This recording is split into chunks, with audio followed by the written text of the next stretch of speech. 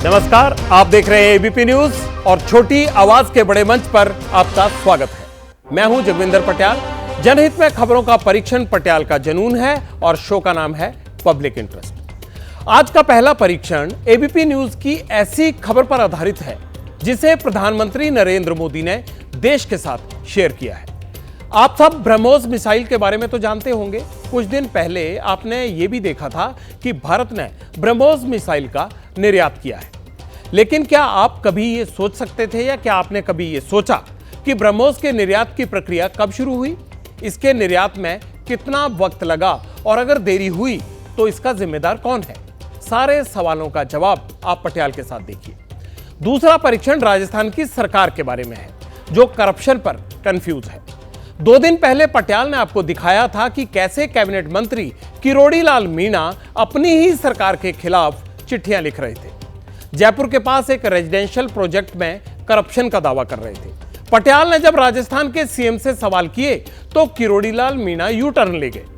लेकिन पटियाल ने 2 ऐसे दस्तावेज खोज निकाले जो राजस्थान सरकार की चिंता बढ़ा देंगे। बहुत रोचक परीक्षण है, देखिए और शेयर भी कीजिएगा। तीसरा परीक्षण उत्तराखंड में चल रही चारधाम यात्रा के बारे में है। यात्रियों को केदारनाथ लाने वाला एक हेलीकॉप्टर आज बाल बाल बच गया। यह हादसा कैसे हुआ, इसमें सवार यात्रियों का क्या हुआ, सब आपको बताऊंगा। लेकिन चिंता की दूसरी खबर उन यात्रियों के बारे में है जो सड़क के रास्ते यात्रा कर रहे हैं। अब तक यात्रा में 52 यात्रियों का निधन हो चुका है। चारधाम यात्रा का पूरा परीक्षण देखिए और अलर्ट भी रहिए। चौथा परीक्षण उस विषय का है जिसका नाम है गर्मी, जिसने आपके पसीने छुड़ा रखे हैं। अब यह जानलेवा भी हो गई है। देश में गर्मी से कितने लोगों की मौत हो गई ये मैं आपको बताऊंगा और ठंडे कश्मीर में हीट वेव की तस्वीरें भी दिखाऊंगा। वार्म नाइट के अलर्ट और 9 तपा के ग्रह नक्षत्रों की जानकारी भी दूंगा। तो बने रहिए मेरे साथ रात 9:45 तक।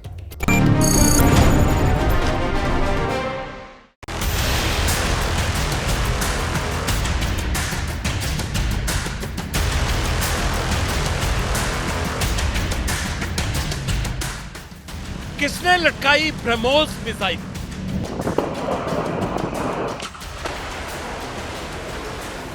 मिसाइल का एक्सपोर्ट तब होगा जब मिसाइल का प्रोडक्शन होगा। मिसाइल का प्रोडक्शन की शुरुआत के बाद ही निर्यात हो सकता है। यूपीए की जो कांग्रेस की अगुवाई वाली सरकार थी वह देश को आत्मनिर्भर बनाना नहीं चाहते। व्यक्तिगत हितों को बढ़ावा देने के लिए देश के हितों की उपेक्षा। ब्रह्मोस पर किसने भटकाया?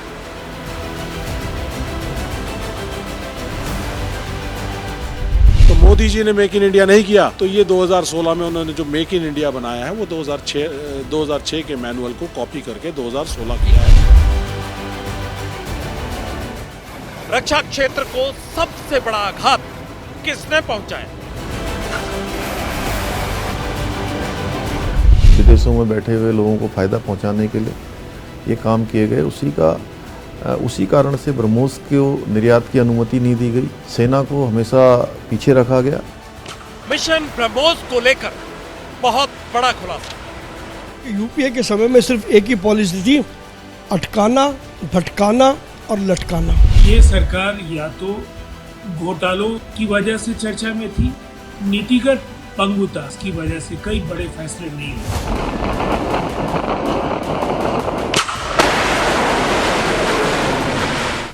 यूपीए का पॉलिसी पैरालाइसिस, एबीपी न्यूज की विस्फोटक खबर। पब्लिक इंटरेस्ट में आज पटियाल सबसे पहले एबीपी न्यूज की उस खबर का परीक्षण करेगा जिसे देखने के बाद देश के प्रधानमंत्री खुद ब खुद रिएक्शन देने सोशल मीडिया पर आ गए। एबीपी न्यूज के डिफेंस एडिटर आशीष सिंह ने आज एक बड़ा खुलासा किया। खुलासा ब्रह्मोस मिसाइल को लेकर है। पिछले 11 घंटे में इस खुलासे की गूंज देश के कोने कोने तक जा पहुंची है। महत्वपूर्ण जानकारियां मिल रही हैं और खास बात यह भी है कि प्रधानमंत्री ने इसे देश के साथ शेयर किया है। तो अब जनहित में इस खुलासे की बड़ी बातें आपको बता देता हूं। 2014 में ब्रह्मोस एरोस्पेस की टीम फिलीपींस जाने के लिए तैयार थी लेकिन उसे रोका गया। इस समय देश में मोदी सरकार नहीं बल्कि यूपीए की सरकार थी। इससे पहले 2011 में भी ब्रह्मोस कंपनी की टीम को फिलीपींस जाने की इजाजत नहीं दी गई। टीम मिसाइल निर्यात की बात करने जा रही थी। विदेश सचिव ने कहा, जब तक देश में निर्यात नीति नहीं बन जाती तब तक निर्यात के लिए विदेश जाने का क्या मतलब है। पॉलिटिकल क्लीयरेंस ना होने की बात भी उस वक्त कही गई थी। यही नहीं, 2010 में नई दिल्ली में मौजूद इंडोनेशिया की टीम को ब्रह्मोस एरोस्पेस का दौरा करने से भी रोक दिया गया था। प्रधानमंत्री नरेंद्र मोदी लगातार यूपीए सरकार में पॉलिसी पैरालाइसिस का मुद्दा उठाते रहे हैं।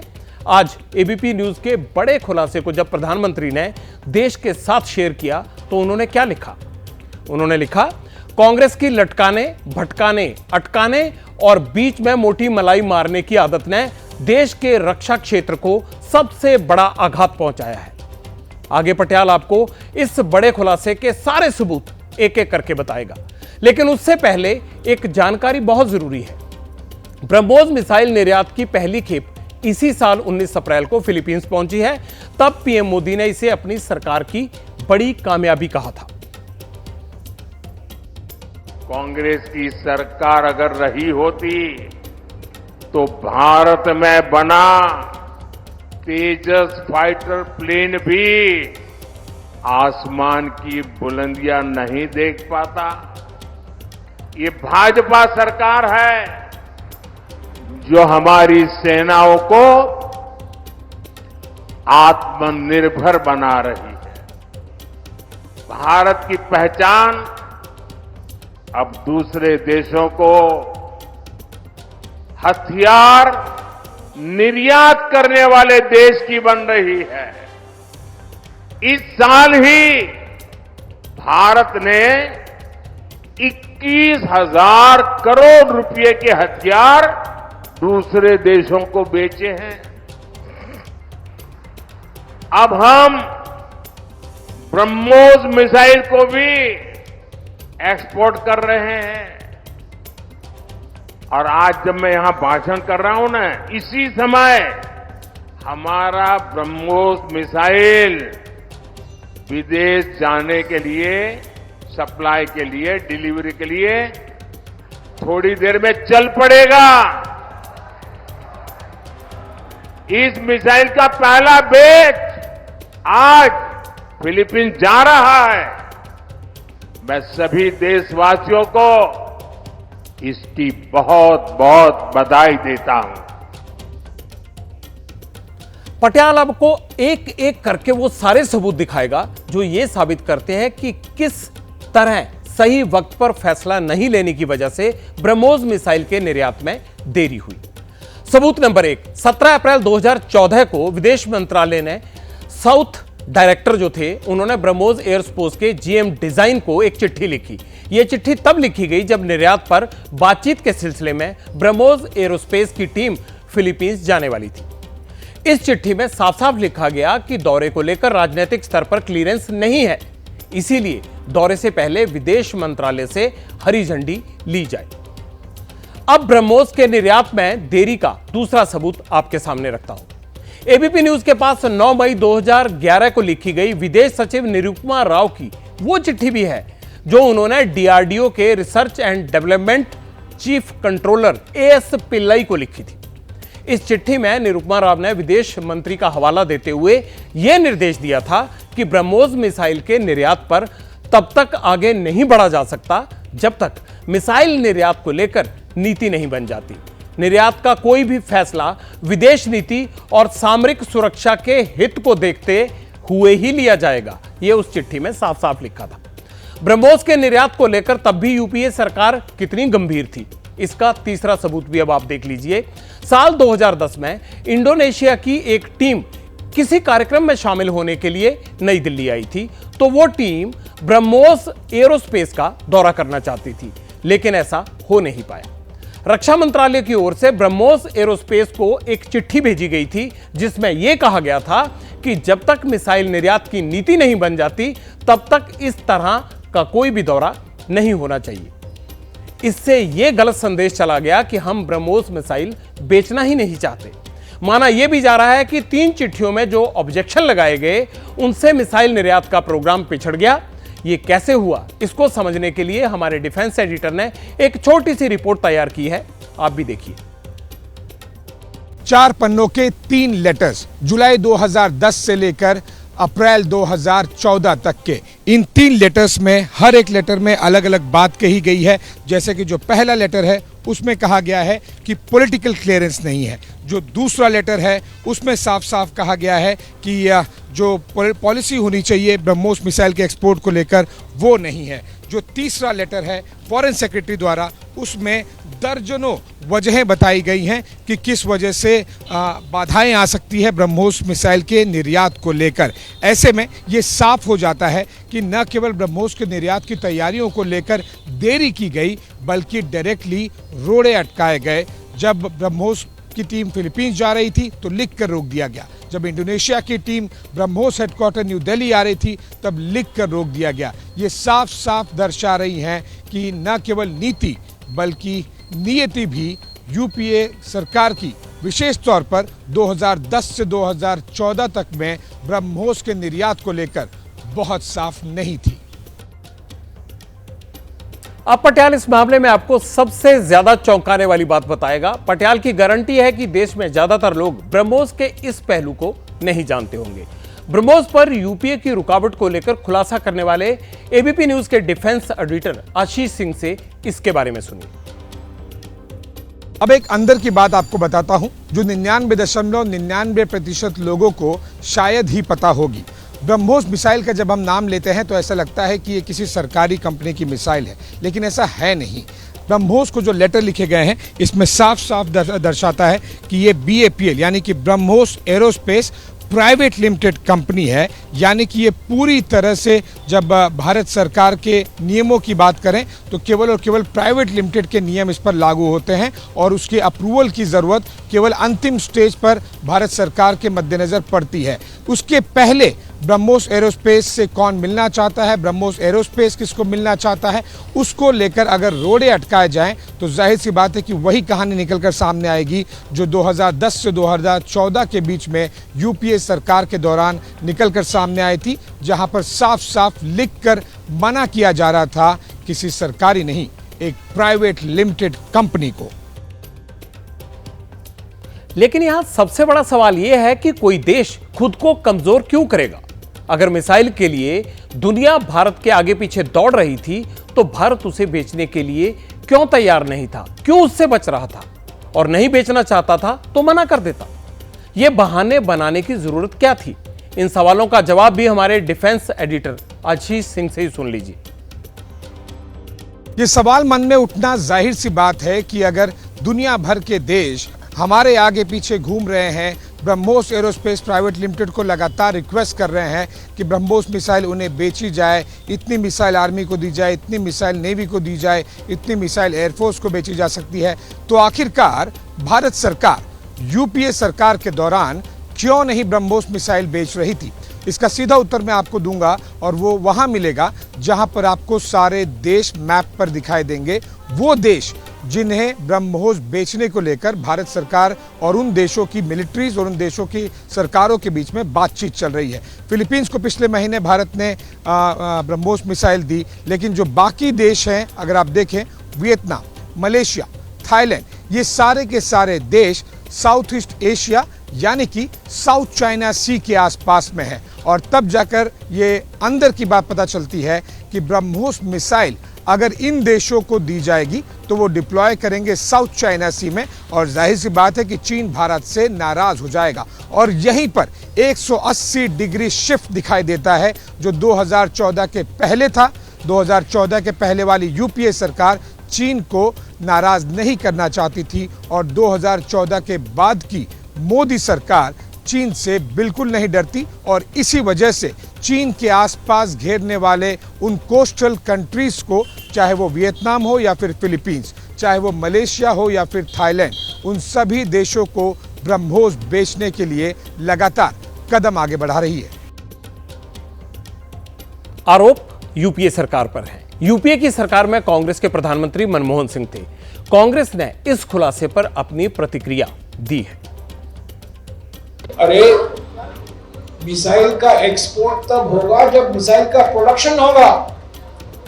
मिसाइल का प्रोडक्शन की शुरुआत के बाद ही निर्यात हो सकता है। और सारे पब्लिक सेक्टर कंपनियां, सारे एयरपोर्ट बेचे गए हैं, एक पूंजीपति दोस्त खरीदा है। ब्रह्मोस मिसाइल प्रोजेक्ट में डीआरडीओ बड़ा स्टेक होल्डर है। एबीपी न्यूज ने इस खुलासे पर डीआरडीओ के पूर्व चेयरमैन जी सतीश रेड्डी से क्या पूछा, उनका जवाब भी सुन लीजिए। Before 2014, 2014 से पहले डिफेंस इक्विपमेंट इंपोर्ट होते थे। ज्यादातर चीजें इंपोर्ट की जाती थी। डिफेंस पीएसयू भी प्रोडक्शन लाइसेंस के तहत सिस्टम बनाते थे। किसी भी देश को एक्सपोर्ट करने के लिए देश में मैन्युफैक्चरिंग जरूरी है। टेक्नोलॉजी की जानकारी होनी चाहिए। प्रोडक्ट भी तकनीकी रूप से प्रतिस्पर्धा वाला होना चाहिए। पहले एवरेज एक्सपोर्ट भी 2 से 5,000 करोड़ रुपए के बीच होता था।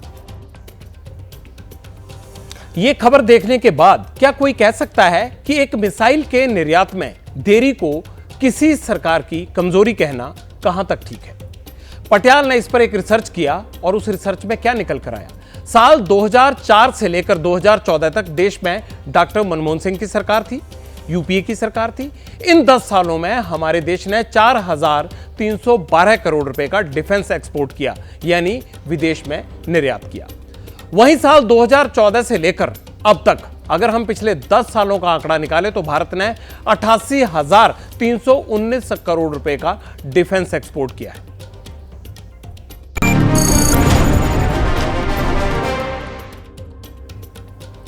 पब्लिक इंटरेस्ट में अब करप्शन मामले में राजस्थान सरकार के कंफ्यूजन का परीक्षण करूंगा।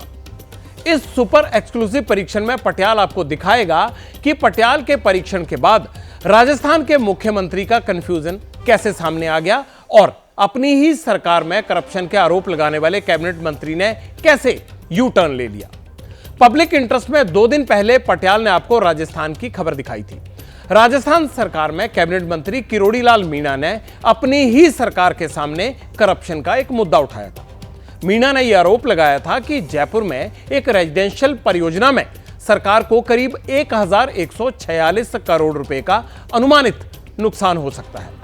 किरोड़ी लाल मीणा ने राजस्थान के मुख्यमंत्री भजनलाल शर्मा को एक पत्र भी लिखा था। पब्लिक इंटरेस्ट में पटियाल ने आपको राजस्थान के कैबिनेट मंत्री की वो चिट्ठी भी दिखाई थी। चिट्ठी में किरोड़ी लाल मीणा ने 2017 में मंजूर हुई योजना के निर्माण में गड़बड़ी का दावा किया था। दावा यह किया था कि सरकारी अफसर और निजी क्षेत्र के लोगों की साठगांठ से सरकार को करोड़ों रुपए का नुकसान हो रहा है। मंत्री ने चिट्ठी में सवाल उठाए थे कि कैबिनेट की मंजूरी के बिना सीएम ऑफिस से प्रोजेक्ट फाइल वापस लौटने के बावजूद प्रोजेक्ट से जुड़े काम कैसे जारी हैं। 2 दिन पहले पब्लिक इंटरेस्ट की टीम ने किरोड़ी लाल मीणा से बात की थी। चिट्ठी में लगाए गए आरोपों के बारे में उनसे पूछा भी था। तब मीणा ने मुख्यमंत्री से इस मामले की जांच की मांग की थी। लेकिन अब करप्शन के इस मामले पर किरोड़ी लाल मीणा यू टर्न लेते दिख रहे हैं। भ्रष्टाचार का मामला सामने आने पर राजस्थान के मुख्यमंत्री ने क्या कहा, पटियाल आपको यह भी बताएगा। लेकिन सबसे पहले आप कैबिनेट मंत्री किरोड़ी लाल मीणा के यू टर्न को देखिए। जिस हिसाब की रेट जमीन की वहां पर है उस हिसाब से प्राइस तय नहीं हुई। 800 वर्ग गज के हिसाब से ज़मीन की रेट तय हुई है, जबकि 25-26 हज़ार वर्ग फुट का वहाँ पर भाव है। और मोटा मोटा ये माना जाए वहाँ 17,000 वर्ग गज टोटल वो एरिया है गांधीनगर जयपुर में, जिसमें करीबन 1146 करोड़ का चूना सरकार को लगने की संभावना है। और इसलिए मैंने मुख्यमंत्री जी को कहा है कि इसकी जांच कराई जाए, सरकार को किसी प्रकार का चूना नहीं लगे, नुकसान नहीं हो। तो ये ओल्ड एमआरईसी का जो इशू है, ये क्या ये पुरानी सरकार का था? ये मैंने ये ध्यान नहीं रखा, कौन सा मैंने देखा नहीं, इसके डिटेल में नहीं गया। पर जानकारी मिली इसकी कोई तुक नहीं है, उसके चारों तरफ जजेज हैं, वहाँ पूरी ऐसी कॉलोनी है वो इनसिक्योर हो जाएगी मल्टी स्टोरी बनाने पर। और पर्दे के पीछे कुछ ऐसे प्राइवेट पार्टनर थे जो सरकार को चूना लगाना चाहते थे, तो मैं सरकार को जानकारी दे दी। क्या कोर्ट स्टे आ चुका है? हाँ, कोई पार्टी गई बताई, कोर्ट से स्टे आ गया बताया। किरोड़ी लाल मीणा को सरकारी प्रोजेक्ट में करप्शन दिखा, इसके लिए वो बुलडोजर लेकर निकल पड़े।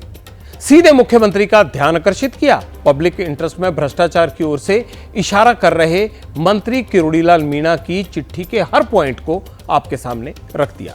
चिट्ठी में साफ साफ ये जानकारी दी गई थी कि वित्त विभाग की ओर से आवासीय परियोजना में कोई रिलैक्सेशन नहीं दिया गया था। REDCC के खातों में वित्त विभाग की ओर से कोई रकम जारी करने से इनकार कर दिया गया था।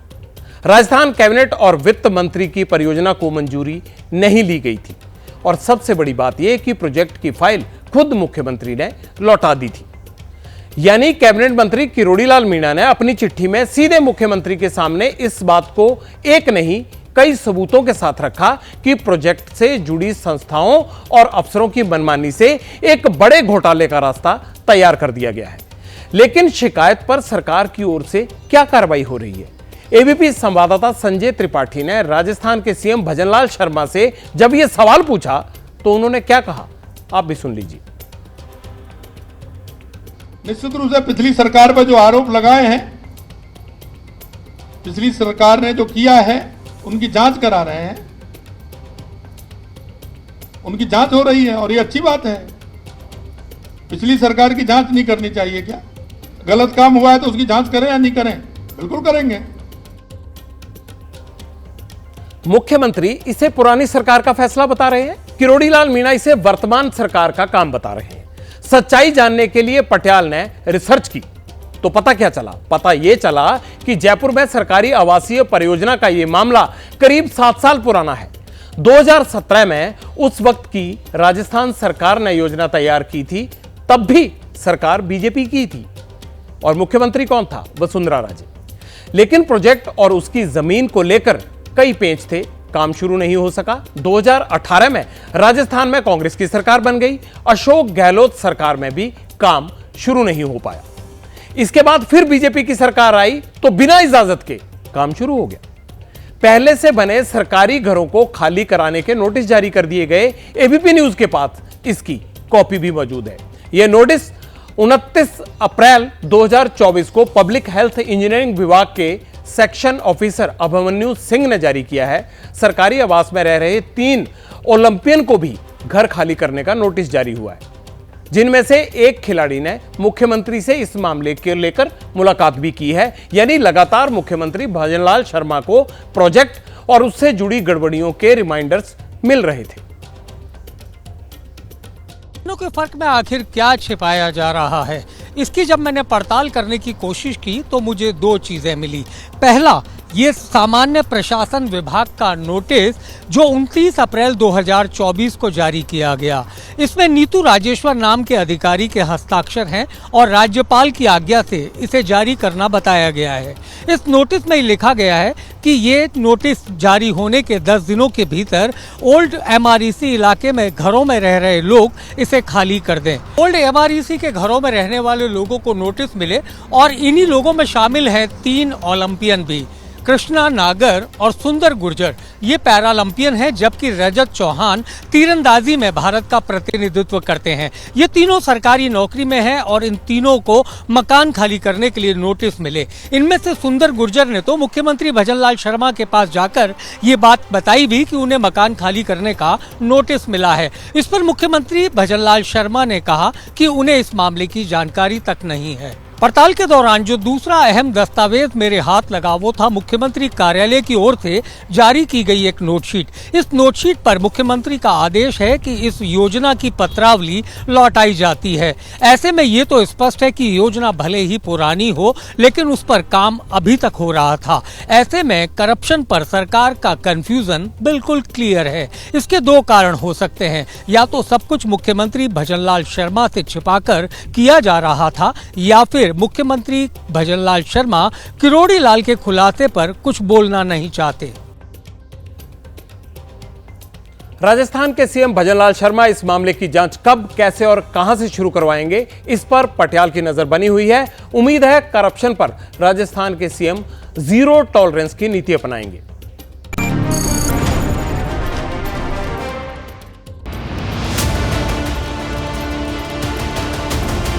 पुणे एक्सीडेंट केस में क्या हुआ, बड़ा खुलासा। हमारे पास सीसीटीवी फुटेजेस के माध्यम से बहुत क्लियर है कि वो किस हालत में था। आरोपी ये फुल नॉलेज में था कि उससे किसी की जान जा सकती है। नाबालिग को बचाने के लिए ड्राइवर की entry. By the father of the accused to change the driver.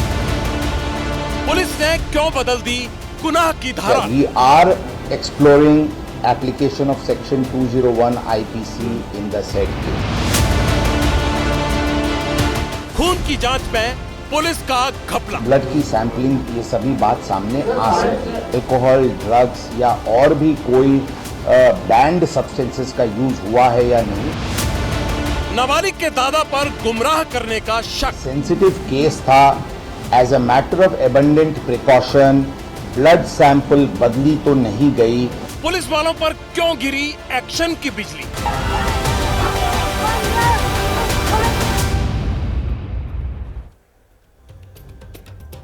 अपने इस परीक्षण में अब पटियाल आपको पुणे ले चलेगा, जहां का पोर्शे कार एक्सीडेंट लगातार सुर्खियों में है।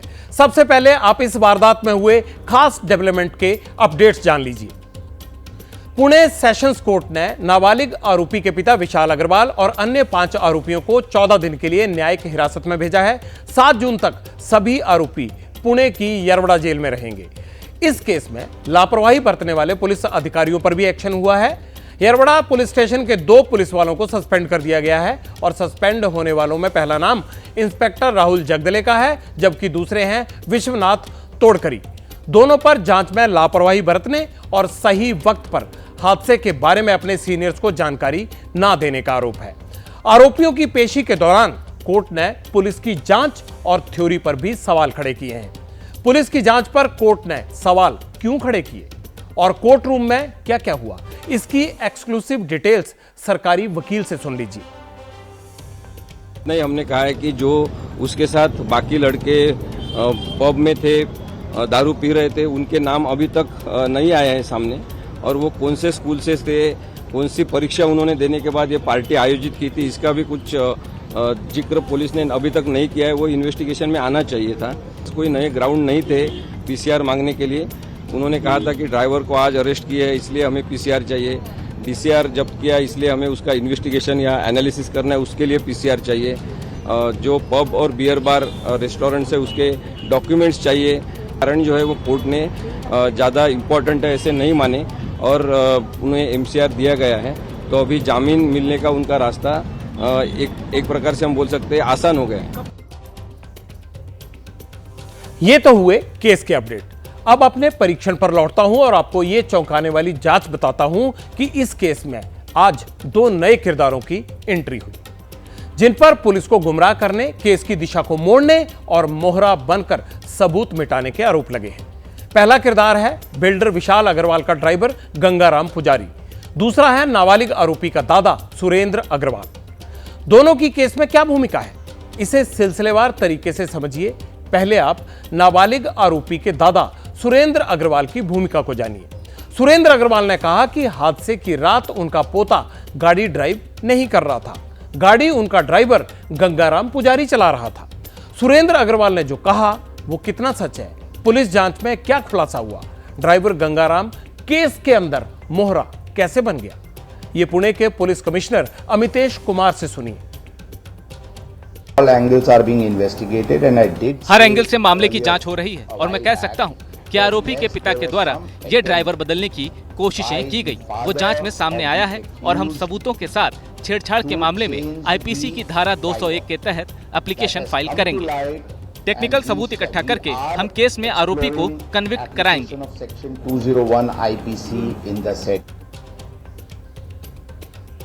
पुलिस जांच में यह भी सामने आया कि नाबालिग आरोपी के पिता और दादा ने सबूतों से छेड़छाड़ की। सबूत मिटाए, घर के CCTV कैमरे और वीडियो सुरक्षित रखने वाले DVR और होटल के बिल में टाइमिंग बदली गई। दादा ने कहा कि गाड़ी ड्राइवर चला रहा था, लेकिन ड्राइवर गंगाराम ने हादसे की रात के क्या राज खोले। इसकी डिटेल्स बहुत चौंकाने वाली हैं। ये डिटेल पुलिस सोर्सेज पर आधारित हैं। ड्राइवर ने कबूला है कि हादसे की रात नाबालिग आरोपी अपने बड़गांव शेरी वाले बंगले में था। बंगले से आरोपी खुद ही कार चलाकर कोजी पब तक पहुंचा। आरोपी जब कोजी पब से निकला तो नशे में था। ड्राइवर गंगाराम पुजारी पब की पार्किंग में मौजूद था तब नाबालिग आरोपी गाड़ी ड्राइव करने की जिद करने लगा।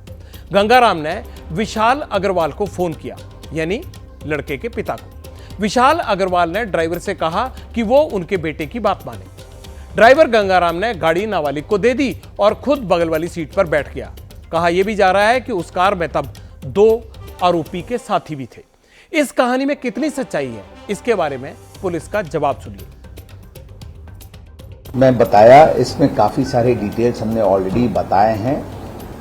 इससे ज़्यादा डिटेल्स अभी इन्वेस्टिगेशन का डिस्क्लोज करना उचित नहीं रहेगा, बट मैं यही बताना चाहूँगा, इसमें किसी प्रकार का किसी को संभ्रम में रहने की ज़रूरत नहीं है। पुलिस पूरी प्रामाणिकता और पूरी प्रोफेशनलिज्म के साथ इस प्रकरण को हैंडल कर रही है।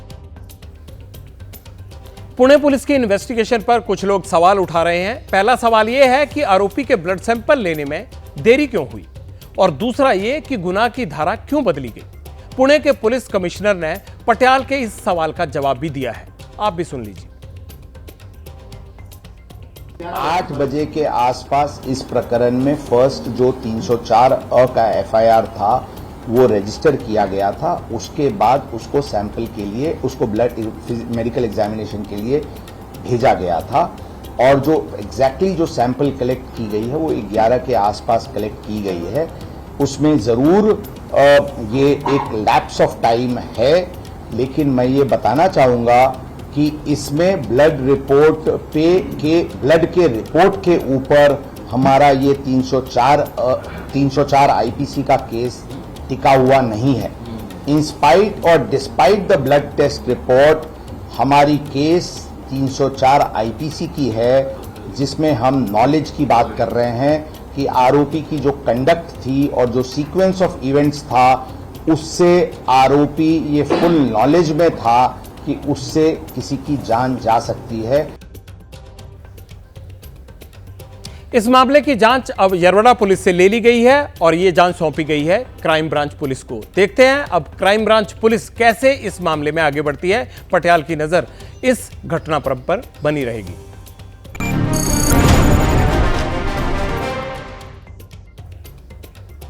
अब पटियाल उत्तराखंड में चल रही चारधाम यात्रा के 2 बड़े खतरों का परीक्षण करेगा। पहला खतरा आज सुबह दिखा। केदारनाथ मंदिर के पास एक हेलीकॉप्टर बाल बच गया। हेलीकॉप्टर में तमिलनाडु के तीर्थयात्री सवार थे और दूसरा खतरा 15 दिन से चारधाम यात्रा के साथ है। तीर्थयात्रा में अब तक 52 श्रद्धालुओं की मौत हो चुकी है। इसी महीने की 10 तारीख को यह यात्रा शुरू हुई थी। अब पटियाल आपको विस्तार से हेलीकॉप्टर अनहोनी के बारे में बताएगा। हेलीकॉप्टर के बारे में आखिर क्या हुआ। केदारनाथ में आज एक बड़ा हादसा होते होते टल गया। हेलीकॉप्टर में तकनीकी खराबी के चलते इमरजेंसी लैंडिंग करवानी पड़ी। हादसे के वक्त हेलीकॉप्टर में 6 तीर्थयात्री सवार थे। हेलीकॉप्टर क्रिस्टल एविएशन कंपनी का था। यह एक प्राइवेट कंपनी है। उसी ने हेलीकॉप्टर की सर्विसेज वहां उपलब्ध करवाई हैं, जो केदारनाथ मंदिर के दर्शन की सेवा में लगी हुई हैं। हेलीकॉप्टर सुबह सेरसी से केदारनाथ के लिए उड़ा। केदारनाथ में हेलीपैड से 100 मीटर पहले हेलीकॉप्टर में तकनीकी खराबी आ गई। हेलीकॉप्टर हेलीपैड में उतरने की जगह हवा में घूमने लगा। पायलट ने पूरी कोशिश की, लेकिन वो हेलीपैड पर लैंडिंग नहीं करवा पाया। हेलीपैड पर लोग मौजूद थे और हेलीकॉप्टर के भीतर भी। पायलट की सूझबूझ से बड़ा हादसा टल गया। हादसे में पायलट समेत सभी 6 यात्री सुरक्षित हैं। घटना की जांच के आदेश भी दे दिए गए हैं, लेकिन यहां इस पूरी घटना के बाद कई बड़े सवाल खड़े होते हैं। केदारनाथ में यह कोई पहला वाकया नहीं है जब इस तरह की घटना हुई हो। अप्रैल 2023 में हेलीकॉप्टर टेल रोटर की चपेट में आकर एक अधिकारी की यहां मौत हो गई थी। अक्टूबर 2022 में हेलीकॉप्टर दुर्घटना हुई थी। 6 श्रद्धालुओं समेत 7 लोगों की उसमें मौत हुई थी। सितंबर 2019 में भी इमरजेंसी लैंडिंग की एक घटना यहां पर हो चुकी है। तो क्या पहाड़ी इलाकों में हेलीकॉप्टर की सेवा लेना जोखिम भरा है? इसका जवाब मैंने एक एविएशन एक्सपर्ट से पूछा। मैदान में एक तो हवा का दबाव, वायुमंडल का दबाव कम होता है। दूसरा, वेदर उतना अनसर्टेन नहीं होता है और उसके वेदर के बदलने की स्थिति के बारे में हमें ग्राउंड पर पता रहता है।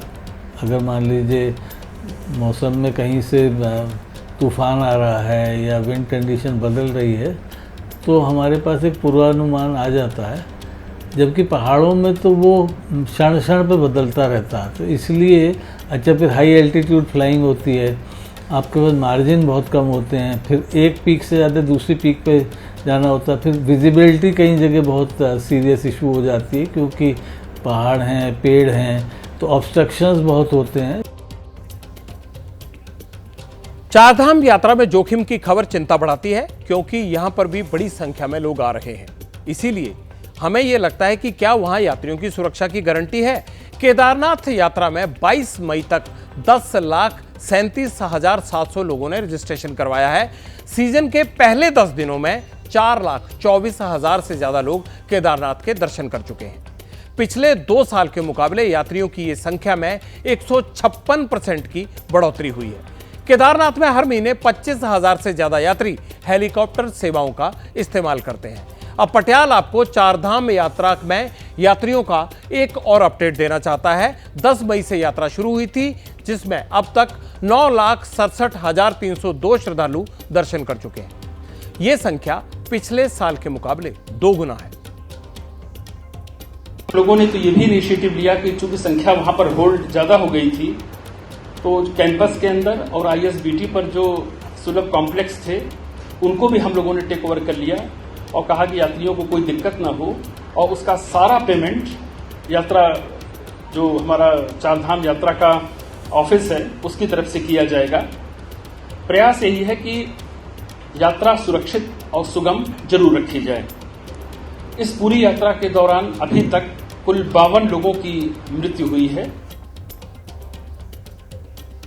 पटियाल की पुकार है कि चारधाम यात्रा पर जाने से पहले अपना मेडिकल चेकअप जरूर करवा कर जाएं। यात्रा की वेबसाइट पर आम लोगों के लिए जो निर्देश लिखे हुए हैं उनका आप सब पालन जरूर करें अगर यात्रा पर जा रहे हैं तो।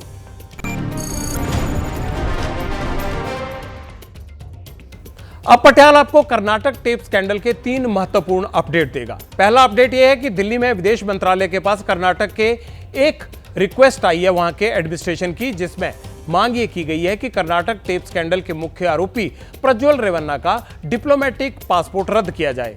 यह रिक्वेस्ट केस की जांच करने वाली एसआईटी ने भेजी है।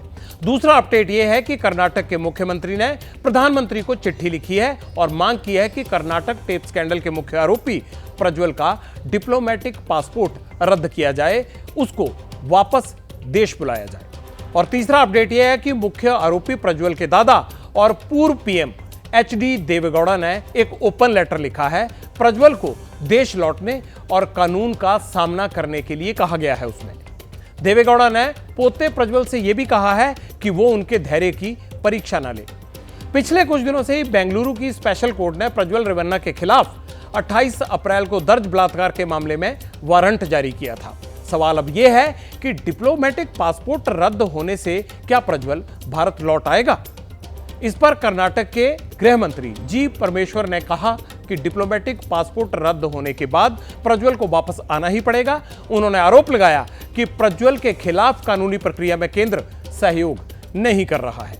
प्रज्वल रेवन्ना हासन से जेडीएस के टिकट पर लोकसभा का चुनाव लड़ रहे हैं। उस पर बलात्कार और यौन शोषण के गंभीर आरोप लगे हैं। 70 से ज्यादा महिलाओं ने 3000 अश्लील वीडियो सर्कुलेट हुए उनके। 4 महिलाओं ने प्रज्वल के खिलाफ नामजद एफआईआर दर्ज करवाई है।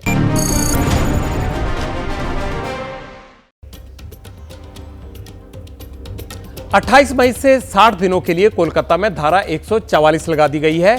कोलकाता पुलिस कमिश्नर का दावा है कि उन्हें शहर में सुनियोजित हिंसा की साजिश पर अहम सुराग मिले हैं।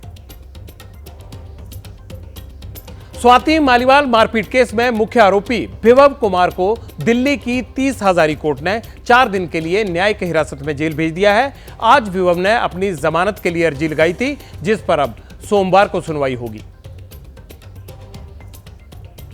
जब 2 चरणों का मतदान बचा हुआ है तो समाजवादी पार्टी ने अपना पॉलिटिकल कैंपेन लॉन्च किया है। नाम है जहां दिखे भाजपाई वहां बिछाओ चारपाई, फिर उसे 11 सवाल भी पूछो।